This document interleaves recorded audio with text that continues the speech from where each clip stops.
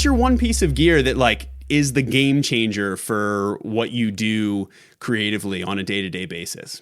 Well, it's cheating to say computer, right? No, we had someone actually say hard drives. So someone said hard drives. Do you want to guess who said their phone? Who? Because it was Soupy, right?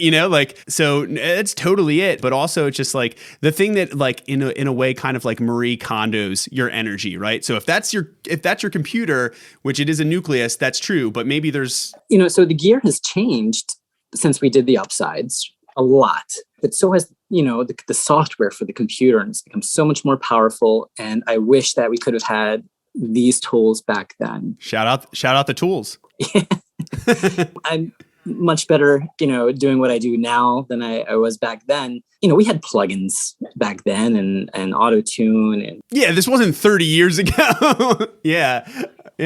It's gotten so much better that you can make records totally with that. I have all this outboard gear that I probably don't need. It's more just fun, and annoying at the same time. But it's got to be like just how software has developed.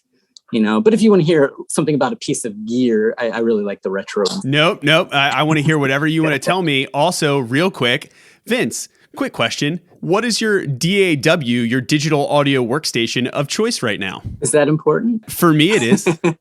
I'm using Digital Performer. I love that about you. Which is an odd choice. Not a lot of people, mixing, I think, use that. I use Pro Tools for your sessions because they came to me in Pro Tools, but then I put them in Digital Performer, and that's where I mix them. And that's a comfort thing, or is there anything specific about the flow you like? Well, probably. It's more that I just don't like Avid.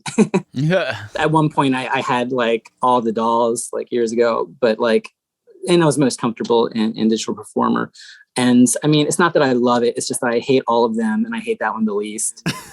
After I just say that's like the best thing, right? I don't know if it really makes a difference. They have different features and handle things different ways, and I'm just used to it. Yeah.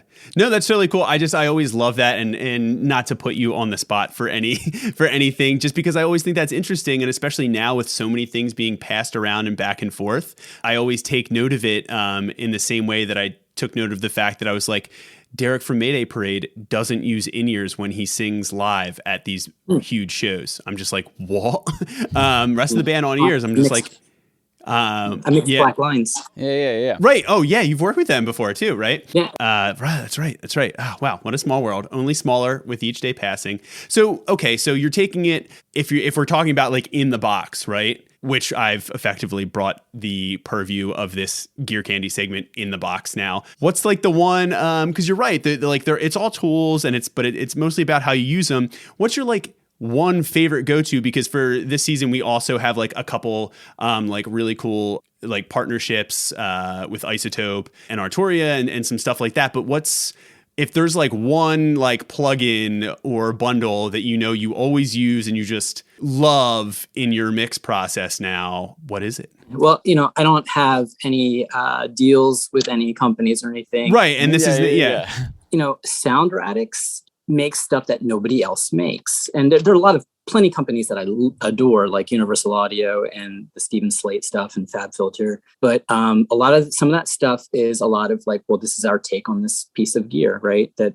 a hardware piece of gear, but Sound Radix makes a lot of stuff that no one's thought of to make. And they have a plugin called Pi. And what it does, or what I use it for, I don't even know if that's what it's really supposed to do. I think they call it an auto mixer, but I use it on drums. And it's a phase alignment tool, but it does it in a way where I was mixing this record where whenever I had the phase fine on the drums and I would push up the rooms. And whenever I would do that, it would just get weird. Because, you want like on some certain fills and just certain moments, you got to ride the rooms. It just sounded weird. I forget exactly what was happening. Maybe it was getting all muddy, or even if you would try to cut it out, and it was a phasing issue. So I found this company, I found this plugin, and it goes on, it should be a post fader insert, but you can't do that in Pro Tools.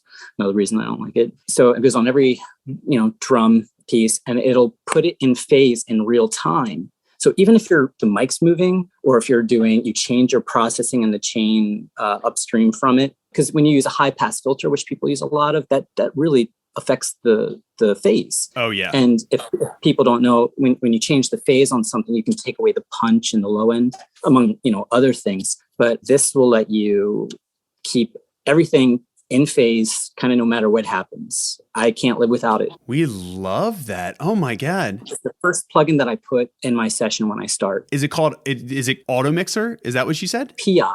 Right. Okay. Wow. We will definitely have to put that in the notes, and I'm going to go get it right now. That's the exact thing I'm looking for, because we've gone back and forth. And again, like on this record, just like mixing drums, there's like a ton of there was a talk about drum sounds and putting together different songs that were tracked in different rooms as well. And I love that because I love the drums. The drums sound great. And anybody specifically, if you've ever mixed or tried to do your own home productions or mix drum kits, if you get to a certain point you start being like unraveling that like phase thread, you're like, oh, this is kind of everything. Yeah. You might not be like, oh, I hear a phasing issue. You'd be like, well, when I have my snare soloed and my snare bottom soloed, even though I flip the phase, they sound good, but when I mix them together, it's just not like, or when I bring up the overhead, something weird happens. So it can be hard for someone to maybe pinpoint that that's the issue, but I feel like phase is always an issue on drums. You got to start with it though. You can't mix your drums and then drop it on, because all the low end that you were missing before suddenly comes back and like, it's all bulky and, so start with it.